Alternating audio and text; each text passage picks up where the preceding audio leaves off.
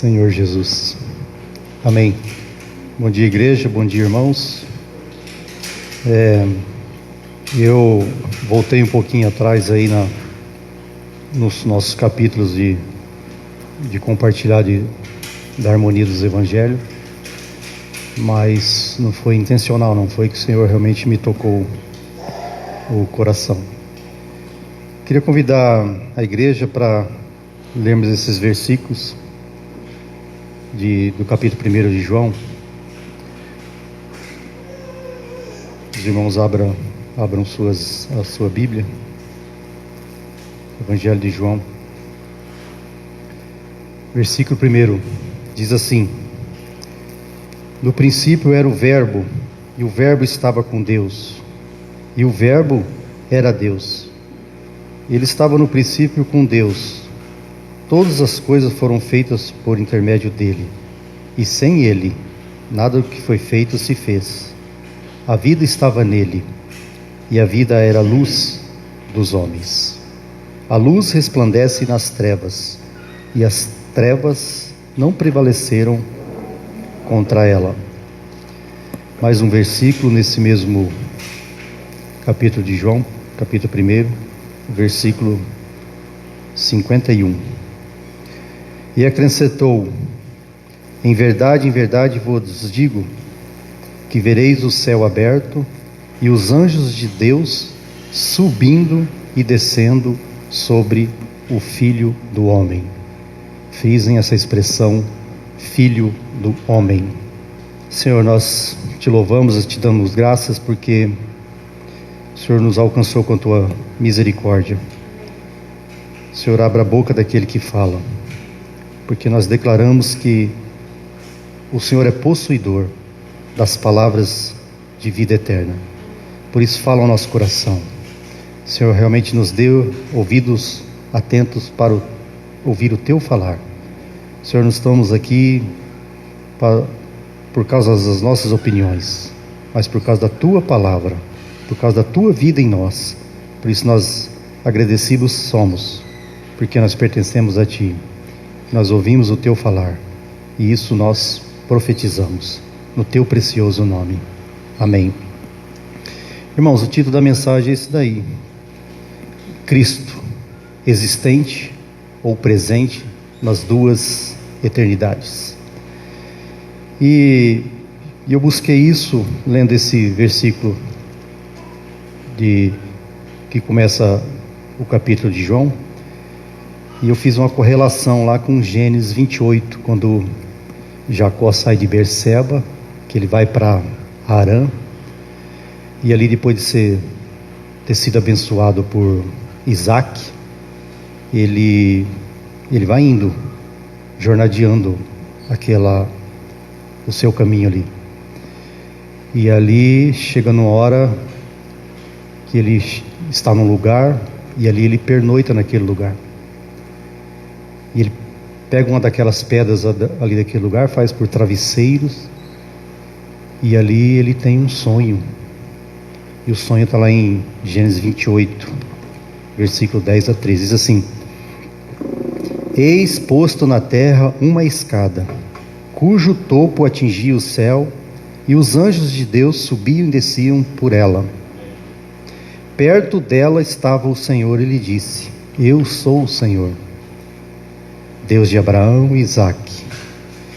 E aí vai o versículo, e Deus está abençoando Jacó. Isaac lá, na sua despedida, também abençoou Jacó e falou: você vai possuindo aí, você será pai de muitas gerações, muitas nações. E é esse sonho de Jacó. E quando eu li esse versículo aqui de João, me saltou aos olhos. Jacó teve um sonho lá atrás, desses anjos subindo e descendo essa escada. Sonho de Jacó. E aqui no Evangelho de João, Jesus fala no versículo 51 aqui. O versículo 49 diz assim: Então exclamou Natanael: Mestre, tu és filho de Deus. Primeiro, nós o vemos como filhos de Deus, como filho de Deus. E Natanael continua dizendo assim: Tu és o rei de Israel. E para ser rei de Israel precisa ser filho do homem. Filho de Deus, filho do homem. Ao que Jesus lhe respondeu: por que te disse que te vi debaixo da figueira? Crês? Pois maiores coisas do que estas verás. E acrescentou: em verdade vos digo que vereis o céu aberto e os anjos de Deus subindo e descendo sobre o Filho de Deus. Está escrito aqui?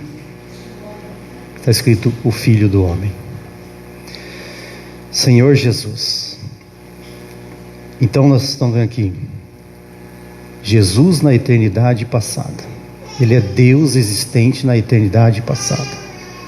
O Pai, o Filho e o Espírito são um, e eles coexistem nessa unidade na eternidade passada.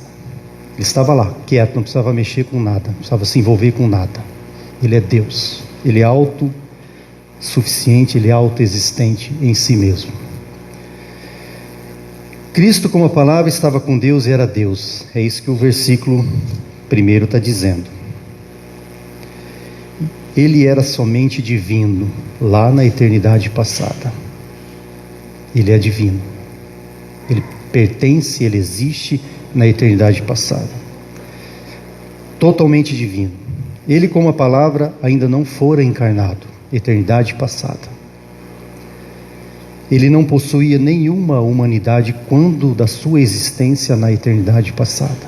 Ele não tinha nenhuma humanidade. Ele era Deus, o unigênito de Deus, a obra-prima de Deus, a essência de Deus. Ele era Deus gerado de Deus. Ele não tinha nenhuma humanidade até esse momento na sua eternidade passada. Mas quando ele vem para passar pela criação e chegar até nós para culminar na eternidade futura, ele tem duas naturezas. Ele possui duas naturezas e duas substâncias. Primeiro, como Filho de Deus, e segundo, como Filho do homem. Lá na eternidade passada, ele só possuía a divindade. Ele é divino na sua essência. Ele não tem nenhuma humanidade. Mas quando ele vem, passa por nós, pela criação, para a sua eternidade futura, ele possui divindade e humanidade. Versículo 49, quando Natanael disse: tu és o Filho de Deus, tu és Rei de Israel. Versículo 51, Jesus corrige: vereis o céu aberto e os anjos de Deus subindo e descendo sobre o Filho do homem. Ele não se comportou, ele não se pôs como Filho de Deus. Ele ou é Filho de Deus, tanto na eternidade passada, como ele é na criação. Quando ele passou por nós, ele é o Filho de Deus. Mas ele decidiu escolher ser chamado e usar essa expressão, Filho do homem. Todos nós, quando nós somos perguntados, todos nós respondemos e gostaríamos de ser chamados filhos de Deus. Isso é uma característica nossa. Mas hoje, para nós, é melhor ser chamados Filho do homem. Um pequeno homem de Nazaré era filho de Deus na sua essência. Isso não há dúvida para nós. Mas imediatamente ele replicou Natanael, e replicou quando ele passou pela sua estada entre nós. Ele tornou-se o Filho do homem, porque ele, na sua essência, filho de Deus, mas ele prefere e ele vai ser assim Filho do homem por toda a eternidade.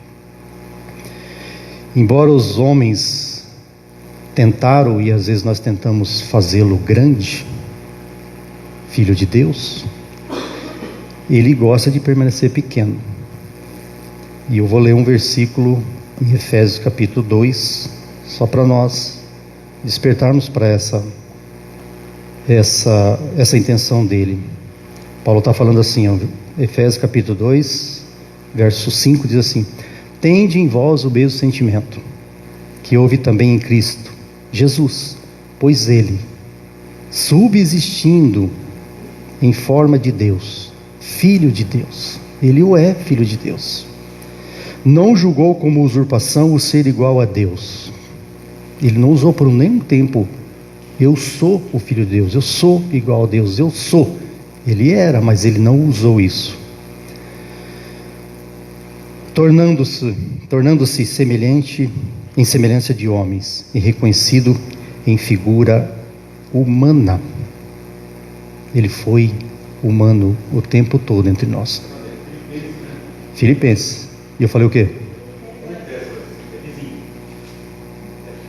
Filipenses capítulo 2, versículos 5 a 7.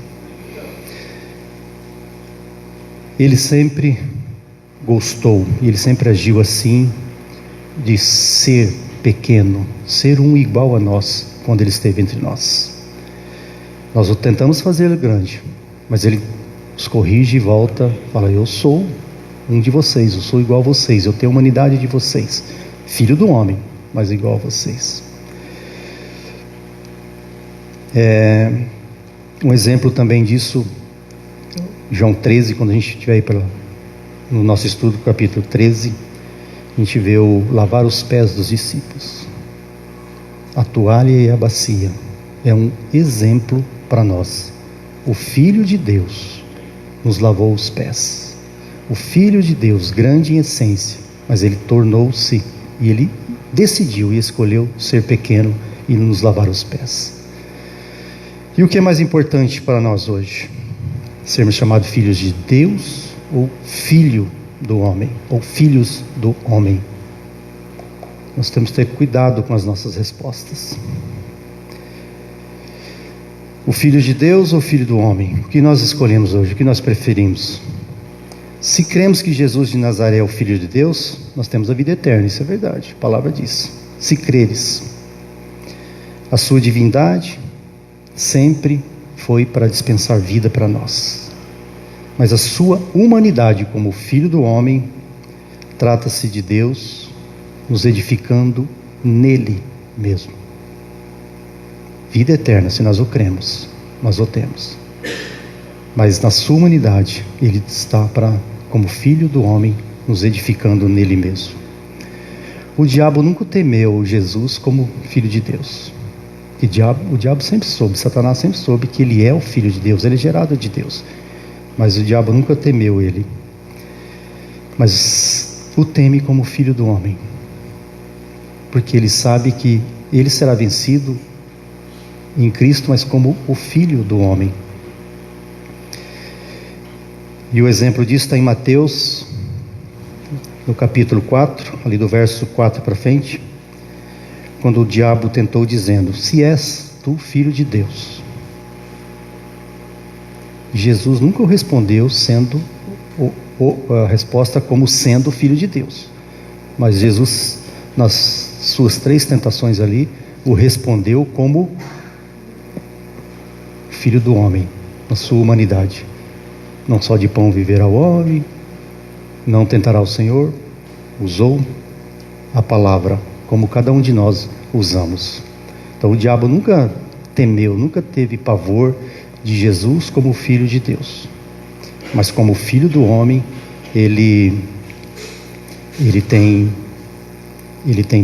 grande temor e tremor,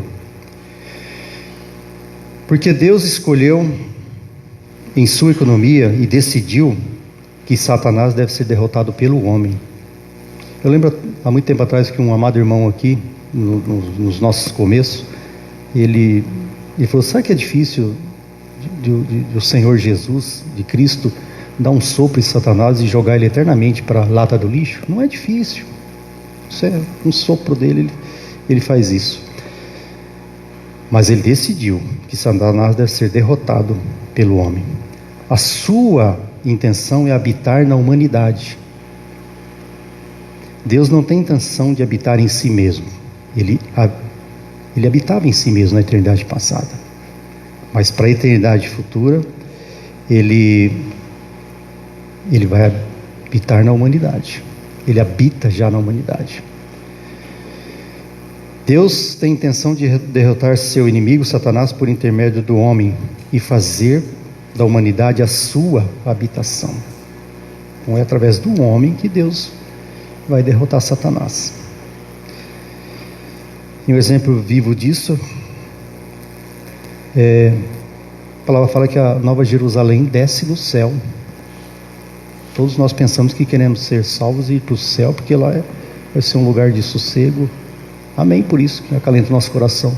Mas fala que a Nova Jerusalém desce com todos os seus redimidos, todos os seus santos, desce para habitar na humanidade. Vai entender um plano e um risco que Deus propôs no seu coração, mas Ele decidiu assim, e Ele o fará, porque Ele restaurará a humanidade caída, Ele restaurará o homem perdido, porque Ele vai habitar nesse homem. Se alguém me amar, guardará minha palavra, e meu Pai o amará, e viremos. Veja só esse versículo, irmão. Está em João capítulo 14. Se alguém me amar, guardará a minha palavra, e meu Pai o amará, e viremos a Ele, e faremos nele morada. Olha que coisa fantástica. Todos nós queremos para Deus, morar em Deus, porque a paz é perene, é eterna, não vamos ser incomodados, mas a intenção de Deus é descer e habitar nesse homem redimido. Faremos nele morada. Outro exemplo, quando Jesus estava pregado naquela cruz, como Filho de Deus, e ele era ali o Filho de Deus, seria mais fácil para ele rogar ao Pai, o Pai mandaria uma legião de anjos ali, e o libertaria ele daquela cruz, e derrotaria toda aquela situação de trevas. Ele poderia ter feito isso? Ele poderia ter feito isso, e ele ia ser lembrado, nós ia deixarmos de crer nele, em hipótese alguma. Ele poderia ter feito isso, Filho de Deus na cruz, mas ele decidiu, lá na eternidade passada, junto com o Pai e o Espírito Santo, ele decidiu que ele passaria por aquela situação, ele desceria daquela cruz, seria sepultado e deixaria o túmulo vazio como filho do homem. Isso envergonhou Satanás. Lá no capítulo 20 de João, nós vamos ver lá que quando aquela mulher foi lá no túmulo e viu aquele túmulo vazio, e lá só encontrou as vestes dele dobradas num canto e os seus lenços, ele, como filho do homem, ele venceu e deixou o túmulo vazio. Filho de Deus na cruz, mas ele venceu como filho do homem, deixando o túmulo vazio. Eu já contei isso para os irmãos há muito tempo atrás, vou contar de novo. Numa escola maternal, crianças de 5, 6 anos, a professora deu uma dinâmica para eles e deu uma caixa de papelão parecida com uma caixa de sapato e falou: vocês saiam aí pelo quintal, pela grama, pelo pátio da escola, e tragam dentro dessa caixa alguma coisa que tenha vida, que representa vida. Aí, um tempo depois, as crianças voltaram, e um trouxe um grilo, outro trouxe uma formiga, outro trouxe uma planta, outro trouxe uma folha, e teve uma menininha que não trouxe nada. E a professora perguntou para ela: mas nessa sua caixa não tem vida nenhuma? Ela falou: tem sim, essa caixa representa o túmulo do nosso Senhor Jesus, está vazio, ele ressuscitou, a vida, o túmulo permanece vazio, o túmulo está vazio. Maior representação de vida essa criança conseguiu provar. Senhor Jesus, Deus na sua eternidade passada não possuía nenhuma humanidade, e eu vou ler alguns versículos para os irmãos do Velho Testamento, onde a sua habitação era os céus.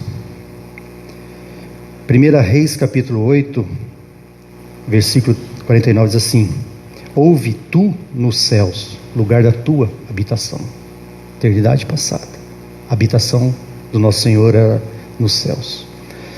Salmo capítulo 33, verso 13, diz assim: o Senhor olha dos céus e vê todos os filhos dos homens, lugar da sua habitação, na eternidade passada. Salmo 33, verso 14: do lugar da sua morada, observa todos os moradores da terra. Isaías também, capítulo 63, diz assim: atenta do céu e olha da tua santa e gloriosa habitação.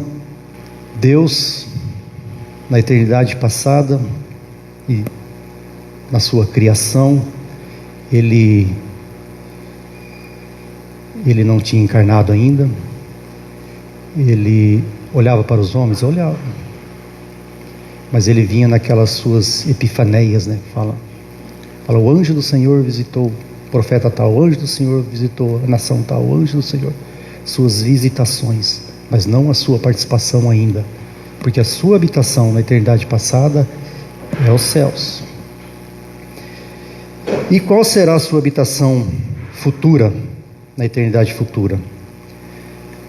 A sua habitação na eternidade futura, e hoje, a partir de hoje, é a humanidade. E essa humanidade regenerada, transformada, elevada, edificada, por fim, tornará o lugar da sua habitação.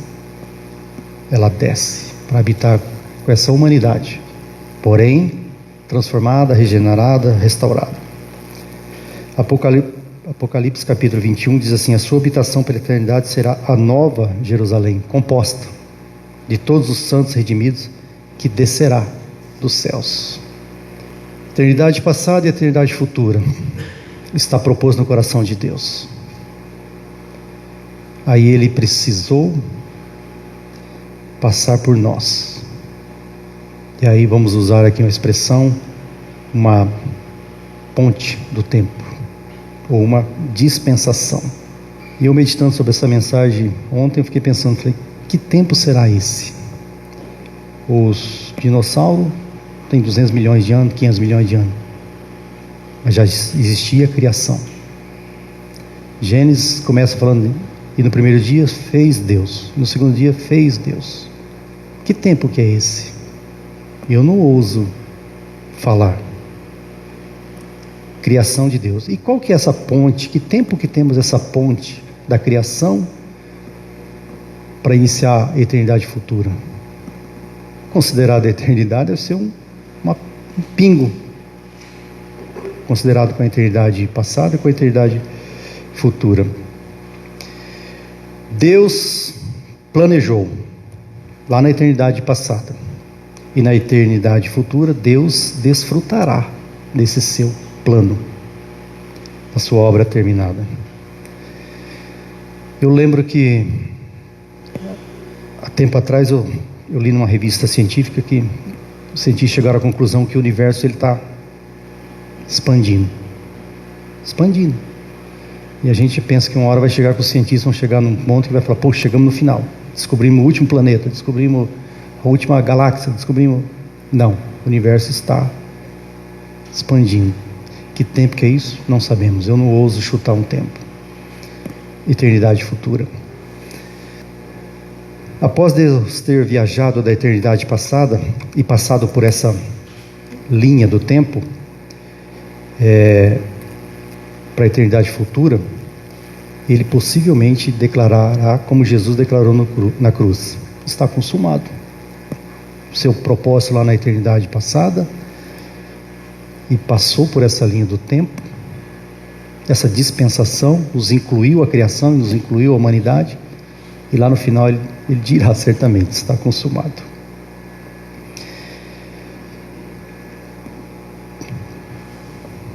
Queria ler mais 3 versículos sobre a eternidade passada. Jeremias capítulo 10, verso 12 diz assim: o Senhor fez a terra pelo seu poder, estabeleceu o mundo por sua sabedoria, e sua inteligência estendeu os céus. Vamos pensar isso como uma eternidade passada. Não tem nem noção o que é isso, mas vamos pensar que Deus já existia e já está com esse propósito de fazer essas coisas.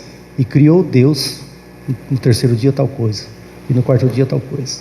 E ele foi, com a sua inteligência, estendeu os céus.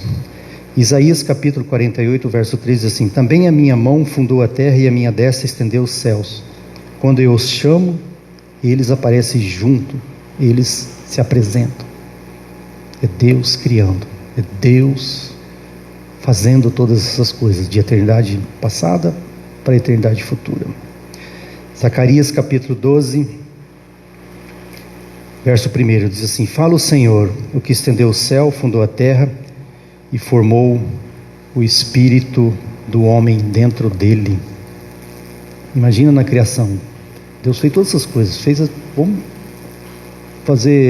vamos diminuir o nosso raciocínio aqui, pensar só no planeta Terra, que possui bilhões de pedras, bilhões de toneladas de litros de água, uma série de coisas inimagináveis, e tem um homem sobre essa terra, e dentro do homem tem o Espírito, que é onde Deus vai ter contato com esse homem.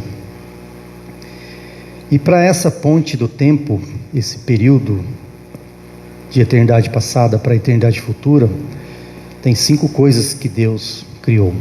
A primeira delas, a criação.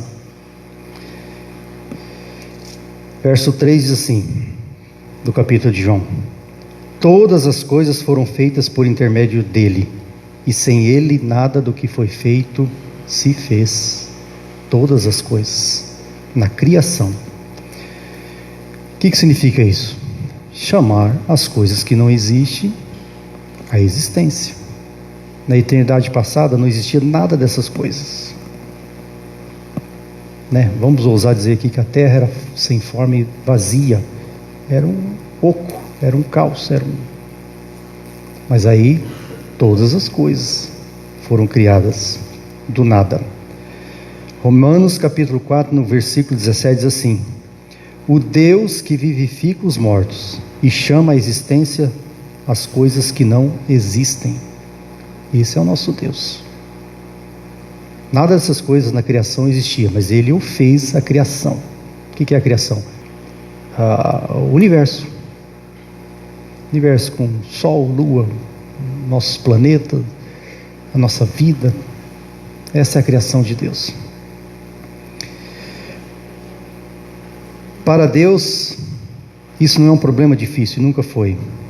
Quais são os itens da criação? O céu, a terra, bilhões de coisas, mas o mais importante que Ele criou nessa linha do tempo, essa ponte do tempo, foi o homem. Porque futuramente, para a eternidade futura, Ele vai habitar neste homem. Zacarias capítulo 12, no versículo 1 diz assim: os céus são para a terra e esta é para o homem. O ar, a luz solar, a vida vegetal, a vida animal. Todas as coisas vivas na terra são para o homem. E este homem, para quem são todas as coisas, tem o espírito para receber Deus, por isso que o homem é o centro do universo. Todas essas coisas depois vão passar, mas o homem vai permanecer, porque será a habitação de Deus na eternidade futura. Lógico que é o homem restaurado, transformado, uma nova criação. Romanos capítulo 8, versículo 16 diz assim: o próprio Espírito testifica com o nosso espírito que somos filhos de Deus. Romanos capítulo 10 ainda, versículo 9 diz assim: se com tua boca confessares Jesus como Senhor, e em teu coração creres que Deus ressuscitou dentre os mortos, serás salvo. Precisamos de um coração para crer no nosso espírito e uma boca para nós confessarmos. Quando confessamos: Senhor, vem para nós, Senhor, habita em nós, Senhor, me salva, Senhor, me restaura, Senhor. Confessamos que não podemos nada sozinhos e cremos que seremos restaurados por esse Senhor. Filipenses capítulo 2, no versículo 1 diz assim: e toda língua confessa que Jesus Cristo é o Senhor. Por isso que nós temos uma boca para confessar e um coração para agradecer, para crer que Jesus Cristo é o nosso Senhor. Segunda coisa criada por Deus, primeira delas, a criação. Todas essas coisas que nós falamos. A segunda, extremamente importante, a encarnação. Deus saindo da sua eternidade passada e habitando e vindo para o nosso meio e tabernaculando, isso que a palavra fala, Ele vindo para o nosso meio para introduzir Deus em sua criação. Primeiro item criado, criação, o homem, todas essas coisas, e aí encarnação, Deus vindo para poder participar dessa linha do tempo. A divindade vindo para a humanidade. Ele mesmo preparou o caminho para encarnar-se. Deus esperou mais de 4.000 anos após Adão. Adão já começa o início da sua criação, humanamente falando, até fazer-se carne. 4.000 anos até Jesus vir e habitar. Um dia ele encarnou-se e houve na terra um pequeno homem por nome de Jesus, com Deus no seu interior. Ele veio e habitou nesse pequeno homem, naquela pequena cidade que só tinha pobreza. A divindade veio e habitou nesse homem, totalmente no seu interior. Esse homem, na nossa linha do tempo, estava entre nós e passou por nós e nos ensinou e vai nos levar para a eternidade futura. Isso, ao meu ver, é o maior milagre de todos. Deus deixando da sua divindade, da sua eternidade passada, e vindo e habitar no meio de nós, o encarnar-se no meio de nós. Por meio da encarnação, Deus tornou-se um com o homem, uma unidade com o homem. Divindade e humanidade torna-se uma unidade. João, aqui no versículo 14, diz assim: e o Verbo se fez carne e habitou entre nós, cheio de graça e verdade, e vimos a sua glória, glória como unigênito do Pai, e vimos a sua glória. E lá na sua oração nesse evangelho, no capítulo 17, a sua oração lá, Jesus fala que Ele nos tem dado a glória. A glória que Ele tinha com o Pai, Ele não reteu para Ele só, mas Ele concedeu essa glória. Essa é a oração dele lá. Colossenses capítulo 2, no versículo 9, diz assim: porque nele habita corporalmente toda a plenitude da divindade. Olha o que Paulo está falando. Porque nele quem? Em Cristo, habita corporalmente toda a plenitude da divindade. Nesse pequeno homem, Jesus, a divindade estava habitada dele, totalmente no seu interior.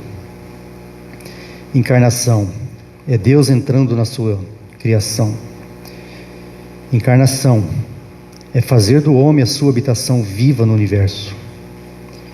E a palavra se fez carne significa que Deus uniu-se, que Deus amalgamou-se, Ele mesclou, Ele habitou no meio de nós, e para nós, e por nós. Mediante a sua encarnação Ele fez todas as coisas. Aí Deus foi revelado para nós. Deus expresso, Ele é explicado e definido para que possamos entendê-lo. Se Deus permanecesse na sua eternidade passada e Ele não tivesse decidido o encarnar-se, nós o conheceríamos só de ouvir falar. Mas aí quando Ele encarnou-se e veio para nós, nós podemos entendê-lo. E Ele nos entendeu, porque Ele veio na nossa humanidade.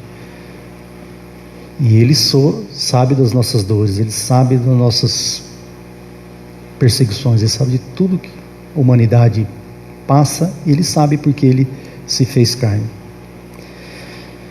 Deus revelado, Ele vem como vida para nós, para que o recebemos. Ele vem como luz para nos iluminar e podermos compreendê-lo. Ele vem como graça, que é Deus desfrutado, para podermos desfrutar das suas riquezas. E a verdade é para nós termos como realidade, cheio de graça e verdade. Isso que a palavra fala. Ele veio como verdade para nós sabemos que Ele existe, que nele habita corporalmente toda a plenitude da divindade, e é uma realidade para nós. Terceira coisa que Deus criou na eternidade, no seu pensamento, na eternidade passada: a redenção. Primeiro criação, encarnação e agora a redenção. Cristo, como Cordeiro de Deus, foi para a cruz e tornou-se o nosso Redentor. Isso nós sabemos. Meu Redentor vive. Salmo 49, versículo 8 diz: a redenção da alma deles, o homem, é caríssima. Deus desceu da sua divindade, desceu da sua eternidade passada e veio para ser nosso Redentor. Por isso que o salmista aqui fala: a redenção da alma deles, dos homens, é caríssima. Ele pagou um preço caríssimo. Romanos capítulo 3, no versículo 24, diz assim: mediante a redenção que há em Cristo Jesus. Não há outra maneira, só através da sua redenção. Efésios também, no capítulo 1, no verso 7, diz assim: no qual em Cristo temos a redenção pelo seu sangue. Por isso que o salmista declarou: a redenção deles é caríssima. O autor aos Hebreus, no capítulo 9, diz assim: uma vez por todas temos obtido eterna redenção pelo próprio sangue de Cristo Jesus. Não é a redenção sazonal, temporária, mas é uma eterna redenção pelo seu precioso sangue. A eficácia do seu sangue será por toda a eternidade. O próprio Jesus, que foi crucificado, levou a velha criação com ele, mas quando ressuscitou, Jesus deixou a velha criação na sepultura e saiu em ressurreição como cabeça da nova criação. Por isso que o versículo fala assim: se alguém está em Cristo, é nova criação. Então Jesus foi levantado daquele túmulo como uma nova criatura, como nosso eterno Redentor. Quarta coisa que Deus criou na eternidade, pensando em nós e nessa linha do tempo: a unção. Aquela unção que vem pela pomba, o Espírito, vem nos ungir, e a intenção e o propósito da unção é isso mesmo, é nos lembrar que Ele é o nosso eterno Redentor. O Cordeiro retirou o pecado e terminou com a velha criação. Lembra quando João batizou nosso Senhor lá no Jordão? Ele falou: eis o Cordeiro de Deus que retira. Então o Cordeiro retirou e terminou com a nossa velha criação. O Espírito vem regenerar, dispensar vida, unir e edificar. Todos somos naturais e que precisa ser transformado. Por isso que essa unção tem que vir como uma pomba e nos ungir. Nós temos essa consciência que nós precisamos ser transformados e regenerados. Estamos todos sob a unção do Espírito Santo, embora nós não percebamos, mas o Senhor está trabalhando para nos transformar. Todo dia você não percebe? No seu dia a dia você não percebe que, puxa, estou sob a unção. E às vezes você fala assim: puxa, eu desperdicei a unção, eu fiz tal coisa que não devia, a unção não me falou que não era para ter feito isso. Bom, acontece comigo isso muitas vezes. Puxa, bem que a unção falou que, ou a unção está falando para fazer tal coisa, a unção. Então essa é a intenção da unção. E Ele nos escolheu e designou. Veja essas duas palavras: escolheu e designou. E dele não podemos escapar. E dele não podemos escapar. Quando Ele nos unge Ele nos regenera, e isso vem sobre nós como um bálsamo. E se Ele está falando que não podemos escapar, e às vezes nós damos nossas escapadas por aí, mas de repente a unção vai lá de novo e nos lembra, e nós voltamos, e graças a Deus por isso nós voltamos. Cada dia o Espírito fala dentro de você, repreendendo e tocando seu coração, e graças a Deus por isso, que toda hora o Espírito está nos lembrando. Nós fomos envolvidos num processo divino, e não há fuga, não tem como você fugir. Se você creu no seu coração, se você confessou com a sua boca que Jesus é o Filho de Deus e que Ele é o Filho do homem e Ele veio para você, não tem como você fugir mais. Você pode virar as costas para o Senhor um bom tempo, mas a unção uma hora vai lá te buscar de novo e você volta, e quando você volta, certamente Ele está olhando para você novamente, porque a unção é para sempre. O Espírito aborrece-nos constantemente. O Espírito está nos lembrando o tempo todo. O Efésios capítulo 4, no verso 30, diz assim: não entristeceis o Espírito de Deus, no qual fostes selados para o dia da redenção.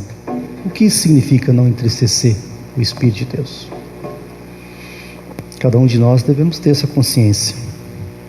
O que significa isso?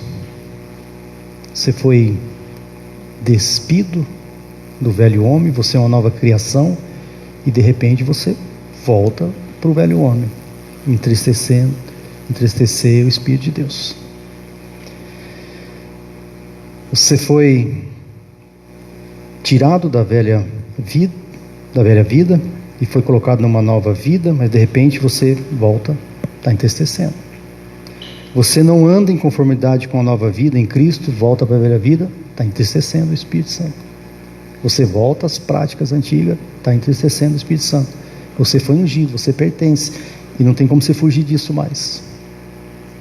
Eternidade passada, Deus passou por essa linha do tempo, pagou um preço, criou todas as coisas para redimir o homem, e o homem de repente o abandona na sua jornada por aí. Eis entristecer o Espírito Santo. Voltar a velhos vícios de natureza pecaminosa. Paulo não deixa dúvida nas suas epístolas que o Espírito Santo é uma pessoa, por isso que essa pessoa fica entristecido. Ele realmente é uma pessoa, é a terceira pessoa da Trindade, e ele se entristece.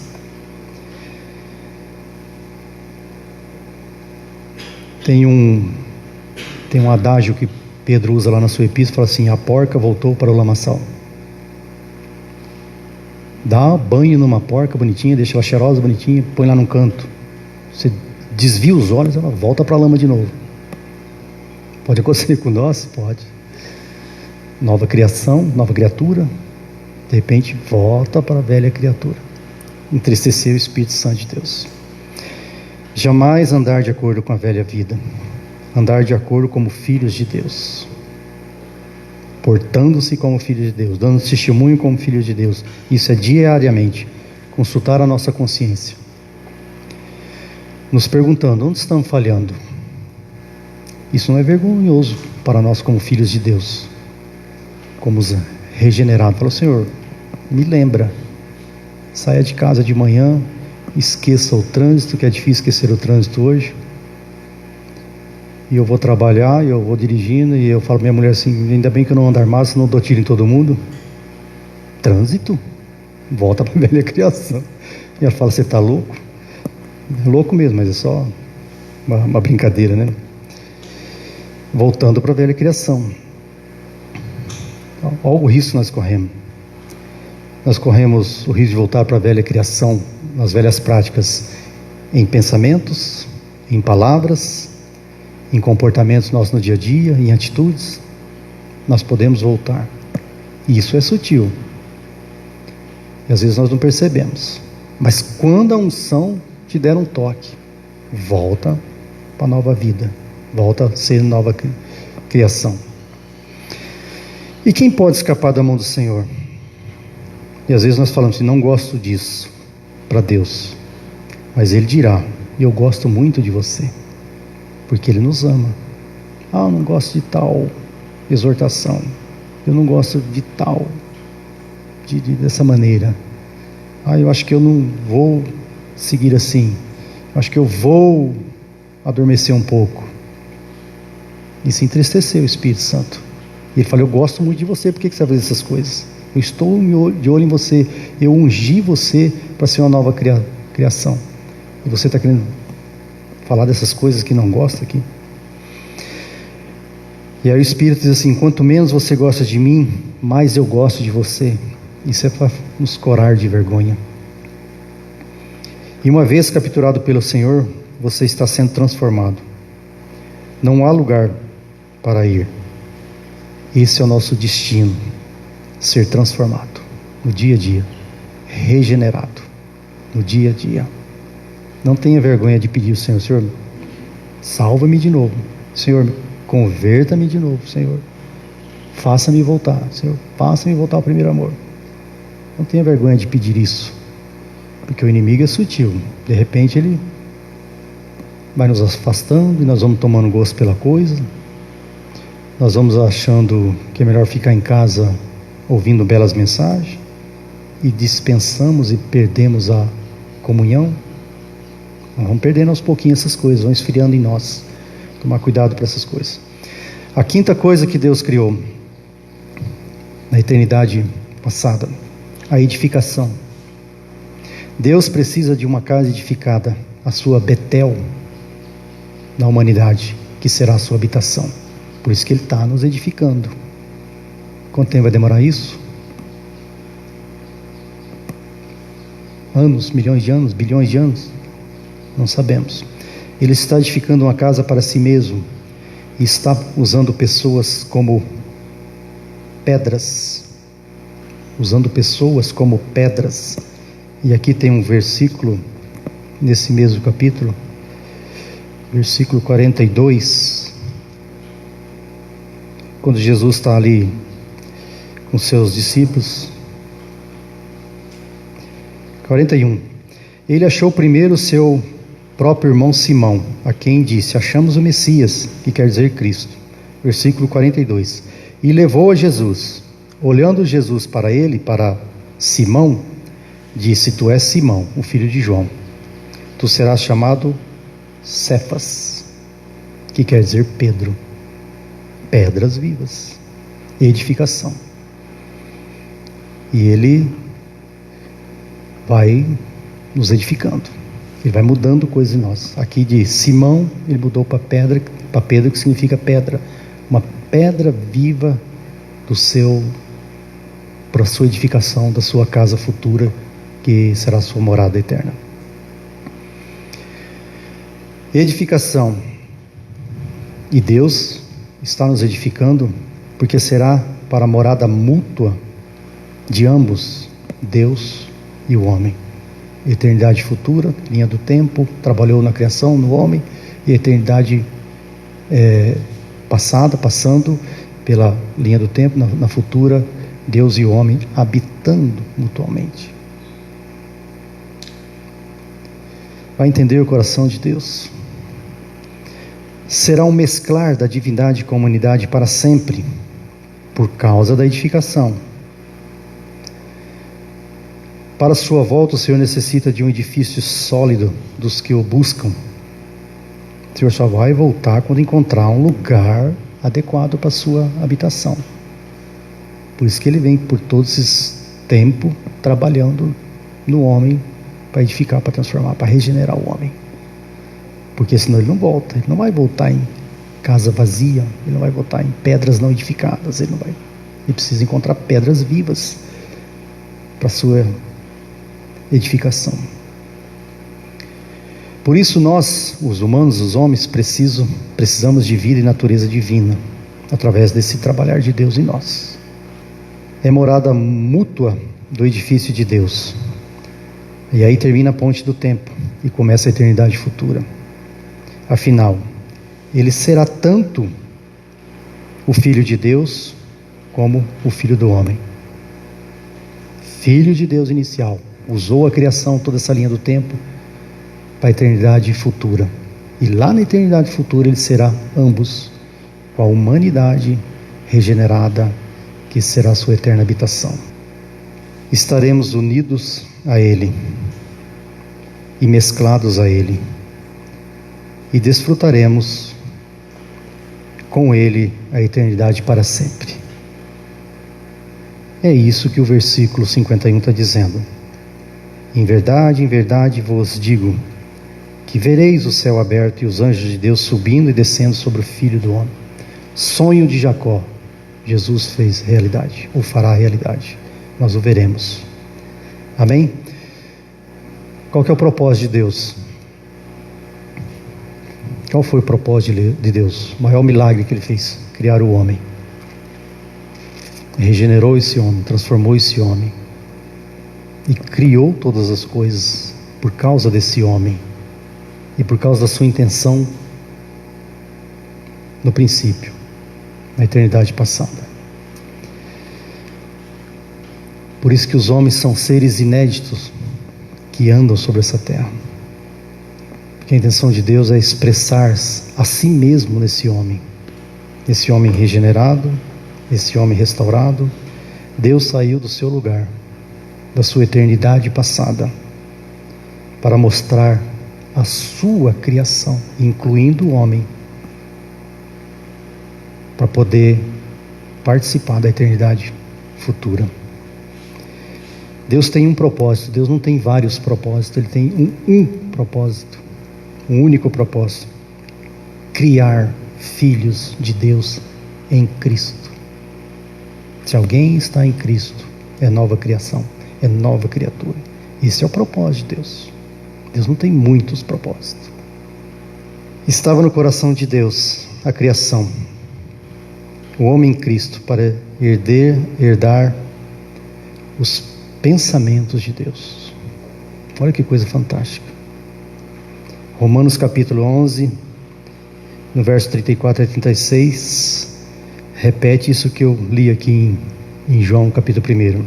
Do que dele para ele são todas as coisas. Do que dele para ele são todas as coisas. E eu e você e a igreja está incluída nesse propósito, nesse único propósito de Deus. Eternidade futura, mas nos incluir. E ontem à tarde eu ouvi uma frase que diz assim: Deus não quer que você saiba do futuro, mas quer que você confie nele. Porque se você confiar nele, você certamente estará no futuro, eternidade futura. Amém? Bom dia, Deus abençoe a todos.